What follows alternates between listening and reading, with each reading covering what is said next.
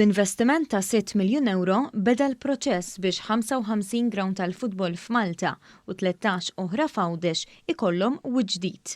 Fil-fatt, fuq medda ta' 8 snin, dawn it-68 ground mistennija jingħataw il-ħajja u joffru riżorsi kollha biex jattiraw tfal u żgħażagħ jikkompetu fl-ogħla livelli.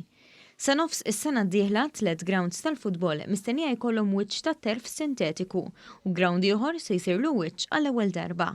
Dawn id-dettalji tħabbru f'konferenza tal-aħbarijiet tal-Gvern fil-ground tal-futbol tal-Imqabba li huwa fost tal-ewwel li se jgawdu minn dan l-investiment. Il-President tal-klabb f'din il-lokalità esprima s-sodisfazzjon tiegħu għal dan il-proġett li fost oħrajn se jwassal għal taħriġ aktar sigur. Il-pitch tagħna ma tantx għadu fi stat li tista' talab il-futbol bih, la jsir il-pitch innaqsu dawk li huma injuries biex titrenja fuq u affarijiet oħra bħal dawn. U spjega kif minn dan l-investiment se tgawdi l-komunità sħiħa fl-Imqabba.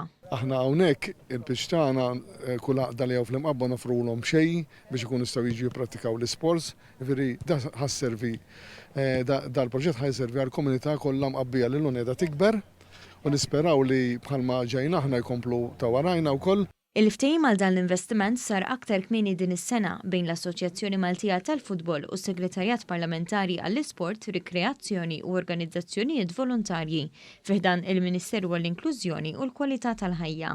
Is-Segretarju Parlamentari għall-Isport Clifton Grima spjega kif dan l-investiment se jkompli jassigura li tfal u żgħażagħ jitħarġu fil-futbol f'kundizzjonijiet professjonali u ta' livell għoli. Ħarisna lejn ix-xogħol li qed isir mill-klabs madwar Malta u anke Għawdex u l-istat tal-pitches li kienu qegħdin jitħarġu fuqhom kemm l-atleti professjonali imma anke tfal tal-bliet u rħula Maltin mewġin. Il-Ministru għall-Inklużjoni Giulia Farrugia Portelli qalet li dan huwa l-akbar investiment li jagħmel il-Gvern fit-tfal u fiż-żgħażagħ. Dan huwa l-akbar investiment li l-Gvern ċentrali qiegħed jagħmel fost it-tfal u żgħażagħ Maltin u Għawċin, investiment ta' 6 miljun euro li se jara bidla totali f'dan l-ammont kbir ta' grounds f'Malta u Għawdex. L-implementazzjoni tal-ftehim se tkun fir-responsabilità tal-Assoċjazzjoni Maltija tal-Futbol, filwaqt li l-investiment finanzjarju se jsir mill-Ministeru għall-Inklużjoni u l-Kwalità tal-Ħajja.